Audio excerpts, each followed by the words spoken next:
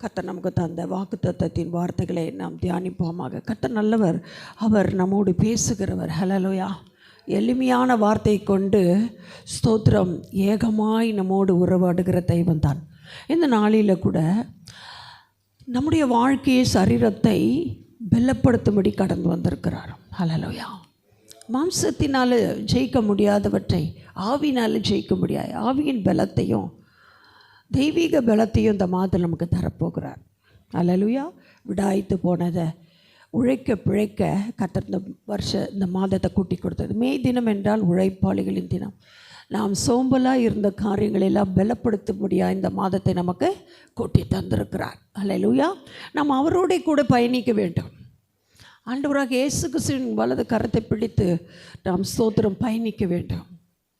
பலப்பட வேண்டும் என்றால் வலது கரம் அவருக்கு பராக்கிரமம் செய்யுமா. ஹல்லேலூயா. இந்த நாளில் கூட சகரியா 10:12 நாம் வாசிப்போம். நான் அவர்களை கர்த்தருக்குள் பலப்படுத்துவேன், அவர்கள் அவருடைய நாமத்திலே நடந்து கொள்வார்கள் என்று கர்த்தர் சொல்கிறார். இந்த மாதம் இயேசுவுடைய நாமத்துக்குள்ளே நாம் நடக்கும்படியாய் பலப்படுத்த போகிறார். ஹல்லேலூயா. யாரை எந்த சூழ்நிலையெல்லாம் எப்படியெல்லாம் பலப்படுத்துவார், எவ்வித பலத்தினால நம்மை பலப்படுத்துவார் என்று இந்த மாதத்தில் கர்த்தர் ஒரு பேசும்படியாய் காரியங்களை கொடுத்து கொண்டிருக்கிறார். ஸ்தோத்திரம். பலவீனம் என்று சொன்னால் ஏதோ தலைவலி, பெரிய பெரிய வியாதி, சின்ன வியாதி, கேன்சரு, இப்படிப்பட்டதான பலவீனங்கள் அல்ல, வியாதி அல்ல. நமக்குள்ளாக பலப்பட வேண்டிய எல்லா பலவீனத்தையும் இந்த மாதத்தில் கர்த்தர் மாற்ற போகிறார். நம்மால் முடியாதவற்றை நம்ம கடந்த மாதத்தெல்லாம் ரொம்ப சிக்கி தவித்திருப்போம். சில காரியங்களில் தடையாக இருந்த காரியங்களில் அது சில பலவீனங்கள் நிமித்தமாக அந்த காரியங்கள் தடையாக இருந்தது, எதிர்ப்பாக இருந்தது, ஏளனமாக இருந்தது, மாறுபாடாக இருந்தது, மாற்றமாக இருந்தது, மறைவாக இருந்தது. ஆனால் இந்த மாதம் அவைகளை வெளியே கொண்டு வரப்போகிறார். ஹல்லேலூயா. இது நான் பலவீனம் என்று சொல்லும் பொழுது எனக்குள்ள ஆண்டவர் பல காரியங்களை பேசி கொண்டிருந்தார். சோர்வின் நிலைகள் இந்த பலவீனம். ஹல்லேலூயா. நம்முடைய பலவீனங்கள் பலவித சோர்வின் நிலைகளில் இருக்கலாம். அதை சீர்படுத்த இந்த மாதத்தை நமக்கு கிருபையாய் தானமாய் தந்திருக்கிறார். முதலாவதாக நாம் எடுத்து வாசிப்போம். எரேமியா 31:25. நான் விடாய்த்த ஆத்துமாவை சம்பூர்ணம் அடைய பண்ணி தொய்ந்த எல்லா ஆத்துமாவையும் நிரப்புவேன். எப்படி பாருங்க, விடாய்த்த ஆத்துமா, ஆவி ஆத்துமா சரீரத்தை சேர்ந்தது தான் நம்முடைய சரீரம். ஒரு முழு மனிதன், மனுஷி. இந்த ஆத்துமாவை ஆண்டவர் அதுவும் விடாய்த்து போன கடந்த மாதம்லாம், கடந்த நாட்கள்லாம், கடந்த வாரமெல்லாம், கடந்த மணி நேரம்லாம் நீங்கள் விடாய்த்து போயிருக்கலாம். அந்த ஆத்துமாவை அவர் சம்பூர்ணமடைய பண்ண போகிறாராம். இது மறைந்திருக்கிற காரியங்களை இந்த மாதத்தில் ஒரு பூரணப்படுத்துகிற வடிவில்லாதவற்றில், தெளிவில்லாதவற்றில், உறுதிப்படாதவற்றைய கர்த்தர் சம்பூர்ணமடைய இந்த மாதத்தை கர்த்தர் கொடுத்துருக்கார். அது மட்டும் இல்லை, தொய்ந்து போயிருக்கலாம். நமக்கு இருந்ததும் இருக்கிறதையும் நினைக்காதபடிக்கு மறக்க செய்கிற தொய்ந்து போன அனுபவங்கள், தொய்ந்து போகிற நிலைகள், இவைகளை நிரப்பு வரும். அதை நிமிர பண்ணி, அதை உயர பண்ணி, அதை கனப்படுத்தி, அதை ஃபில் பண்ணுவார் இந்த மாதம். இதுதான் அவர் செய்ய போகிற பலத்தின் கிரியைகள். நம்மளாம் சொல்லுவோம், எப்படி எந்த வழியில் எப்போவும் நம்ம நினைக்கிறது பலப்படுத்துவார்னா, சரி நல்ல பலத்தை கொடுப்பார், தைரியத்தை கொடுப்பார். இல்லை, அவர் செய்ய நினைத்து தடைப்படாது. அவர் சொல்கிறார், நீங்கள் சொல்லணும், விடாய்த்த ஆத்துமாவை சம்பூர்ணமடை பண்ணுகிற தேவனுக்கு ஸ்தோத்திரம். ஹல்லேலூயா. நம்ம பிள்ளைங்க, நம்ம குடும்பம், நம்முடைய எதிராளிகள் நிமித்தமாக வருகிற பலவிதமான சோதனைகள், சிக்ஷைகள், போராட்டங்கள், நிந்தனைகள், அவமானங்கள், இவைகள் மத்தியில் அந்த விடாய்த்து போன அந்த நிலையிலிருந்து நம்ம இந்த மாதம் பலப்படுத்த போகிறார். ஹல்லேலூயா. அதை நம்ம பெற்றுக்கொள்ள போகிறோம். ஹல்லேலூயா. நீங்கள் அறிக்கையிடணும், அதை கேட்கணும். சரி, அடுத்தது 1 சாமுவேல் 1:6-7 வாசிப்போம். கர்த்தர் அவள் கர்ப்பத்தை அடைத்தபடியினால் அவளுடைய சக்காலத்தை அவள் துக்கப்படும்படியாக அவளை மிகவும் விசனப்படுத்துவாள். அவள் கர்த்தருடைய ஆலயத்திற்கு போகும் சமயத்தில் அவன் வருஷந்தோறும் அந்த பிரகாரமாய் செய்வான். இவள் அவளை மனமடி வாக்குவாள். அப்பொழுது அவள் சாப்பிடாமல் அழுது கொண்டிருப்பாள். சக்களத்தி அன்னாளுக்கு சக்களத்தி. ஆமாம், அவளுடைய ஸ்தோத்திரம், அவனுடைய 2வது மனைவி என்ன பண்ணுவாளாம், ரொம்ப குழந்தை இல்லை அப்படின்னு சொல்லிட்டு. இன்றைக்கி நம்முடைய வாழ்க்கையில் நிறைய பேர் நிந்தனையினால் நம்மை ஸ்தோத்திரம் பல சூழ்நிலைகள், பிள்ளை பெறாத நிலையில் இருக்கிறவர்களுக்கும் மற்ற எல்லாம் ஆவிக்குரிய, இன்னும்மா நீ இன்னும் இவ்வளோ வருஷம் போகிற, ஒரு பிள்ளைய கூட ரட்சிக்கப்படலையே, ஒருத்தர் கூட நீ ஆத்தும ஆதாயம் செய்யலையே, இதெல்லாம் கேட்பாங்கள்ல. அதில் பாருங்கள், அதில் வருகிற துக்கம் விசனம் இந்த மாதத்தில் அதை நிறைவேற்ற போகிறார். அப்படின்னா நம்மளை ஆத்தும ஆதாயம் செய்ய கருவிகளாக எடுத்து பயன்படுத்த போகிறார். ஹல்லேலூயா. நம்முடைய குடும்பத்தில் நாம் உதவாக்கறையாக நம்ம இருந்திருப்போம். ஆண்டவர் சொல்கிறாரு, நம்ம உங்களை மனமடிவாக்கின அந்த நிலையிலிருந்து மனமடிவாக்கின மக்கள் மத்தியில் நம்ம ஸ்தோத்திரம் அவர் என்ன செய்வாராம், தைரியப்படுத்துகிறார். ஹல்லேலூயா. ஸ்தோத்திரம் நம்முடைய கிரியைகளை பலப்படுத்தி வெளிப்படுத்த போகிறாராம். சரி, அன்னாளுக்கு செய்தார், நமக்கு செய்தார். ஸ்தோத்திரம். ஆனால் அன்னாள் பொருத்தனை பண்ணினால், ஜெபித்தால், மற்றவங்க பார்க்குறாங்களேன்னு கூட வெக்கப்படல. ஸ்தோத்திரம். உதடு அசைஞ்சு தான் மன மன மன மன மன மன யாருக்காகவும் பயந்து யாருக்காகவும் இது பண்ணி அவரோடு உறவு கொள்வதை நீங்கள் நிறுத்தி விடாதீர்கள். தேவ சஞ்சாரம் எப்பொழுதும் நமக்கு வேண்டும். அப்போ தான் நம்முடைய உள்ளான மனுஷன் பலப்படுவாள். மேலான அற்புத அடையாளங்கள் நமக்காக ஆண்டவர் செய்ய காத்திருக்கிறார். ஓகே, அடுத்து பார்க்குறோம் ஆதியாகமம் 27:46. பின்பு ரெபேக்காள் ஈசாக்கை நோக்கி, ஏத்தின் குமாரத்திகளின் நிமித்தம் என் உயிர் எனக்கு வெறுப்பாயிருக்கிறது. இந்த கதை உங்களுக்கு தெரியும்ல. ஸ்தோத்திரம். யாக்கோபு, ஏசா. இப்போ ரெபேக்காள் ஈசாக்கை நோக்கி, ஏத்தின் குமாரத்தின் நிமித்தம் என் உயிரே எனக்கு வெறுப்பாகுது அது சொல்கிறா. ஸ்தோத்திரம் ரெபேக்கா. அப்போ நாம் நம்முடைய வாழ்க்கையில் நம்முடைய குடும்ப சூழ்நிலை நிமித்தம் சொல்லுவோம், என் உயிரே எனக்கு இப்போ ஏன் தான் வாழணும்னு வெறுப்பாகுதுப்பா, என்னன்னு தெரிலப்பா, ரொம்ப எனக்கே வெறுப்பாகுது நம்ம சொல்லுவோம்ல. அந்த வெறுப்பை மாற்றும் மாதம். ஹல்லேலூயா. எது நிமித்தம், நீங்கள் பிள்ளைக்கு நிமித்தமாக, இல்லாத நிமித்தமாக, கடன் நிமித்தமாக, கஷ்டத்தின் நிமித்தமாக, ஏதோ ஒரு காரியம் நம்முடைய வாழ்க்கையில் நிறைவேறாத நிமித்தம் நமக்கு வெறுப்பாக இருக்கிறதா, அதை மாற்றுவேன் என்று சொல்கிறார். ஹல்லேலூயா. ஸ்தோத்திரம். பலப்படுத்துகிற காரியங்கள் எதெல்லாம் கர்த்தர் இந்த மாதம் பலப்படுத்த போகிறார், இதெல்லாம் நீங்கள் தியானிக்கணும். ஹல்லேலூயா. உங்கள் மூலமாக நீங்கள் பலப்பட்டு அநேகரை பலப்படுத்த உங்களை அநேக கருவியாக்க தேவன் வைத்திருக்கிறார். உங்கள் மூலம் என் மூலம் நம் மூலம் ஒரு பெரிய விடுதலையான ஆத்தும அறுவடை தேவன் தரப்போகிறார். நீங்கள் விசுவாசித்தால் தேவனுடைய மகிமையை காண்பீர்கள். ஹல்லேலூயா. யோபு 10:1 வாசிப்போம். யோபு, என் ஆத்துமா ஜீவனை ஆரோசிக்கிறது, என் துயரத்துக்கு எனக்குள்ளே இடம் கொடுத்து என் மனசஞ்சலத்தினால் பேசுவேன். துயரமும் மனசஞ்சலமும் இருக்கிற மக்களை பார்த்து ஆண்டவர் சொல்லுகிறார். துயரம் இருக்குது, யார்கிட்டையும் சொல்ல முடியல. நிறைய காரியம் இன்றைக்கி பிள்ளைகளால், குடும்பத்தால், ஃப்ரெண்ட்ஷிப்பால், நான் கர்த்தரை நேசிக்கிறது நிமித்தமாக என்னை வெறுக்கும் பொழுது எனக்கு மன துயரம். நான் கர்த்தருக்கு மிக பிரியமானவளாக என்னை முற்றிலுமாக நான் அர்ப்பணிக்கும் பொழுது மற்றவர்களுக்கு அது என்ன செய்யுது, ஸ்தோத்திரம், இடரலாக இருக்கும், பொறாமையாக இருக்கும். ஸ்தோத்திரம். அவர்களுக்கு ஒரு விதத்தில் நம்மை குறித்து அவர்களுடைய மேன்மை குறைவதாக எண்ணுவார்கள். அது நிமித்தம் நமக்கு பல நிந்தனைகள் வரும். ஸ்தோத்திரம். மனசஞ்சலம் வரும், துயரம் வரும். தெரியுங்களா?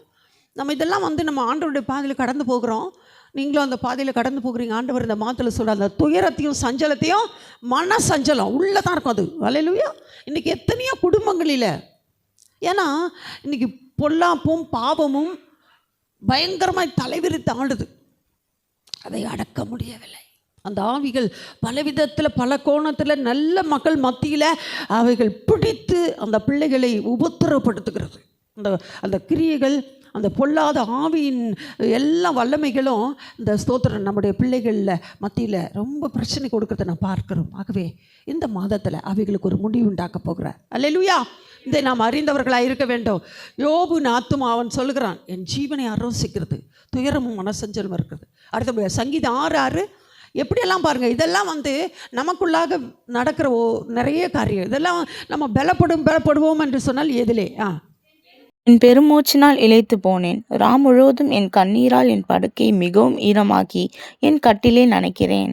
யாரெல்லாம் அந்த நிலையில் இருக்கோம், கடனால், கஷ்டத்தினால, பிள்ளைகளினால, குழப்பத்தினால, எதிர்காலத்தினால, பயத்தினால, சந்தேகத்தினால, ஸ்தோத்திரம், எத்தனையோ காரியம் நிறைவேறாத காரியத்தினால், மற்றவர்கள் நம்ம நிந்தித்து பேசும் வார்த்தைகளினால நாம் எப்படி இருக்கிறோம்?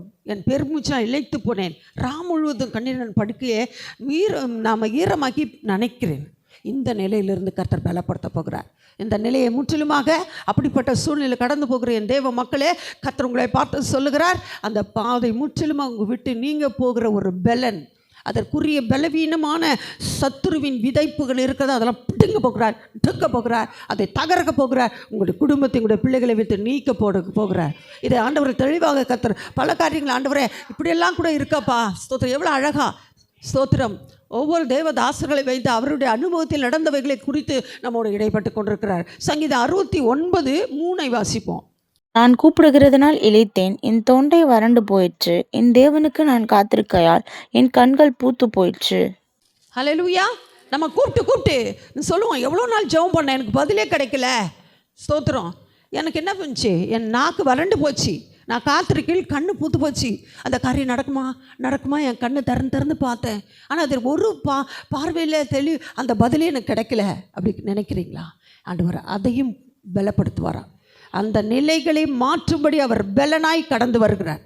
அந்த இடத்துல எந்த பலவீனத்தின் சத்துருவோ போராட்டமோ மனிதரோ இருந்தால் அதை ஆண்டவர் யார் மூலமாக உங்களுக்கு புறவிருத காலத்தை நான் சொல்ல முடியும். பணத்தின் காரியங்கள், குணத்தின் காரியங்கள், ஸ்தோத்திரம், ஜனம் நம்மை அண்டி கொண்டிருக்கிற ஜனங்கள் மூலமாக நம்முடைய நல்லா இருப்போம், திடீர்னு ஒன்று அவங்களுடைய ஆலோசனையால் நம்முடைய சொத்து செல்வாக்கு இல்லை நம்முடைய அன்றாட காரியங்களை கூட ஒரு வறட்சி காணப்படுற வறட்சியாக மாற்றும்படியான சூழ்நிலையை கொண்டு வருகிற சத்துருவின் மனிதர்கள். ஹல்லேலூயா. இதெல்லாம் நம்ம ஞானமாக இருக்கணும் பாருங்கள். ஹல்லேலூயா. அதனால் காத்திருந்து பதில் கிடைக்காது இருக்கிற நிலையில் இந்த மாதம் பதில் உண்டு. ஹல்லேலூயா. ஸ்தோத்திரம். நீடித்த நாட்களாக காத்திருக்கிறவர்களுக்கு அவர் நித்தியமான ஆசீர்வாதத்தை தருகிறார். ஜீவ விருட்சத்தின் ஆசீர்வாதத்தை காத்து வச்சிருக்கிறார். ஹல்லேலூயா. விருட்சம், அதுவும் ஜீவனுள்ள விருட்சம், செத்து போனதல்ல, மறைந்து போனதல்ல, சொருகி போனதல்ல, வற்றி போனதல்ல, ஸ்தோத்திரம், கெட்டு போனதல்ல, நல்ல ஜீவன் உள்ளது. ஸ்தோத்திரம். நீதிமொழிகள் 3:11 சிட்சிக்கும் போது நாம் சோர்ந்து போகக்கூடாது. இந்த சோர்வு ஒரு பலவீனம் இல்லையா? காத்திருந்து களைத்து போகிறது ஒரு பலவீனம். அல்லையா? மற்றவங்களால் வருகிற நிந்தையினால் வருகிறது ஒரு பலவீனம். இந்த மாதம் இப்படிப்பட்ட எல்லா நிலைகளில் இருந்தும் நம்மை வாசிங்க 3:11. மகனே, நீ கர்த்தருடைய சிற்றையை அற்பமாக எண்ணாதே, அவர் கடிந்து கொள்ளும் போது சோர்ந்து போகாதே. நம்ம ஆவியானவர் ஊழியக்காரர் மூலமாக வேதத்தை கொண்டு சிட்சித்து போதிக்கிற மனுஷர்கள் பாக்கியவான்கள் நாங்கள். ஹல்லேலூயா. நீங்களும் ஆத்தும ஆதாயம் செய்யும்போது ரொம்ப கடினமாக இல்லை, மென்மையாக மெதுவான பிரதியுத்தரம் கடும் உக்கரத்தை மாற்றும். ஸோ நாம் நல்ல இனிமையான வார்த்தைகளால், அன்பான வார்த்தைகளால் ஞானத்தோடு சத்தியத்தை பகிர்ந்து கொள்ள வேண்டும். இப்போ நாங்கள் எங்களுக்கு கொடுக்குற நீங்களும் தேவனுடைய ஊழியக்காரர்கள் ஒவ்வொரு விதத்தில் ஊழியம் செய்து கொண்டிருக்கிறீங்க. ஆனால் அந்த ஊழியத்தையே ஆண்டவர் செய்யும் பொழுது பலருக்கு கஷ்டம் வரும். ஏன் என்ன சொல்கிறாங்க, நான் நல்லா தான் நடக்கிறேன், நான் நல்லா தானே போகிறேன், என்ன போய் பார்த்து பேசுகிறாங்களே, பிள்ளைங்க தாயை பார்த்து கேட்கும், ஊழியக்காரரை பார்த்து பிள்ளை விசுவாச தெய்வ மக்கள் கேட்போம். ஆனால் அந்த சிற்சியை நீங்கள் என்ன பண்ணக்கூடாது, அற்பமாக எண்ணவே கூடாது. ஏன் சொல்லுங்கள். ஸ்தோத்திரம். அந்த சிற்சியில் என்ன உண்டாகுதா? எபிரேயர் 5:11-7-10 வசிங்க சீக்கிரம். எபிரேயர் 5 பாருங்கள். இதெல்லாம் பலவீனம், சோர்ந்து போதல், சிற்சியை அற்பமாக நினைத்து கவலைப்படுறது. எபிரேயர் 5ஆம் அதிகாரம். அன்றியும் என் மகனே, கர்த்தருடைய சிற்றையை அற்பமாக எண்ணாதே, அவர் கடிந்து கொள்ளப்படும் போது சோர்ந்து போகாதே. பலவீனம்ல நம்ம யாருன்னா சொல்லிட்டு தாங்க முடியல, ஸ்தோத்திரம், கோச்சிக்கிறோம், கவலைப்படுறோம், எதிர்த்து நிற்கிறோம். இல்லை யார் இடத்துல அன்பு கூறுறாங்களோ அங்கே தான் சிற்சை உண்டு. நீங்கள் நல்ல பிள்ளையாக முன்னேறி நீங்கள் உங்கள் பிள்ளைகளை சிரிச்சிக்கும் போது எதுக்காக சிரிச்சிக்கிறீங்க? நான் தான் படிக்கலை, நான் தான் இந்த உழைப்பு உழைச்சி முன்னேறேன், நீயாவது படி, ராப்பகலாக கண்ணு வச்சு படி, நான் தான் அன்றைக்கி கோவப்பட்டு சீர்கேட்டேன், அந்த வேலையை விட்டே வந்துட்டேன், நீயாவது கோவப்படாது, சாந்தமாக இருந்து அந்த இடத்துல மௌனமாக இருந்து பெற்றுக்கொள்ளு அப்படி நம்ம சொல்லுவோம்ல. ஏசப்பா இன்றைக்கும் அப்படி தான் நமக்கு சொல்கிறார். நிறைய காரியங்களை ஆண்டவர் பேச விரும்புகிறார். நீங்கள் சிற்சியை சகிக்கணுன்றாரு. அடுத்து சொல்கிறாரு, அது எல்லாம் எப்படி பாருங்கள். 9ஆம் வசனம். அன்றியும் நம்முடைய சரீரத்தின் தகப்பன்மார்கள் நம்மை சிற்சிக்கும் போது அவர்களுக்கு நாம் அஞ்சி நடந்திருக்க நாம் பிழைக்கத்தக்கதாக ஆவியின் பிதாவுக்கு வெகு அதிகமாய் என்ன பண்ணோம், அஞ்சி நடங்க வேண்டும், அடங்கி நடக்க வேண்டும். இப்போ நம்முடைய ஆண்டவர் பேசுகிற வார்த்தை நீங்கள் ஜெபிக்கும் போது பேசுவார், பாடும்போது பேசுவார், தேவாலயத்துக்கு வரும்போது தேவனுடைய மனுஷன் மூலமாக பேசுவார். ஸ்தோத்திரம். எல்லாவற்றிலும் அவர் பேசும் பொழுது அதற்கு நாம் அடங்கி நடக்க வேண்டும், அஞ்சி நடக்க வேண்டும். அதுதான் ஸ்தோத்திரம். ஆண்டவர் என்ன சொல்கிறார்? பலவீனம் என்னென்னா, எனக்கு ஏன் நான் நடக்கலையா, நான் கொடுக்கலையா, நான் படிக்கலையா, நான் போகலையா, நான் ஜெபிக்கலையா, நான் உபவாசிக்கலையா, என்னை பார்த்து இப்படி சொன்னாங்க, இல்லை, எதிர்த்து நிற்காது. ஹல்லேலூயா. தேவனுக்கு நம்ம என்ன பண்ணோம்? தாழ்மையாக இருந்து ஏற்றுக்கொண்டு, அது ஒரு தெய்வீக ஸ்வாபம். இந்த பலவீனத்திலிருந்து இந்த மாதத்தில் நமக்கு எல்லாருக்கும் என்னையும் குறித்து கூட நான் ஸ்தோத்திர கர்த்தர் நம்மை பரிசுத்தப்படுத்தி பலப்படுத்த. 1 கொரிந்தியர் 11:32 பாருங்கள். நம்ம இதில் வாசிப்போம். எந்த சிற்சியும் தற்காலத்தில் என்ன பண்ணாதான்? இதுவா வாசிங்க. 1 கொரிந்தியர் 11:32. நான் நியாயம் தீர்க்கப்படும் போது உலகத்தோட ஆக்கினிக்குள்ளாக தீர்க்கப்படாதபடிக்கு கர்த்தராலே சிட்சிக்கப்படுகிறோம்.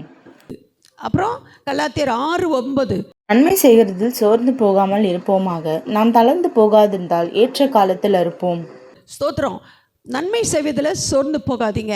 சோர்ந்து போகிற ஒரு பலவீனத்தை இந்த மாதத்தில் நமக்கு பலப்படுத்த போகிறார். ஸ்தோத்திரம். பாருங்க, நம்மளை நாமே நிதானத்தை நமக்கு வந்து நம்ம அப்பா சொல்ல வேணாம், அம்மா சொல்ல வேணாம், ஃப்ரெண்டு சொல்ல வேணாம். நமக்குள்ள இருக்கிற பரிசுத்த ஆவியானவர் என்ன பண்ணுவார்? நம்மளை சரியாக சீர்படுத்தி நடத்துவார். ஸ்தோத்திரம். அவரிடத்தில் என்ன பண்ணோம்? நமக்கு சார்ந்து இருக்கும்போது பரிசுத்த ஆவியானவர் இந்த நாட்களில் நான் சொல்ல வருகிறேன்.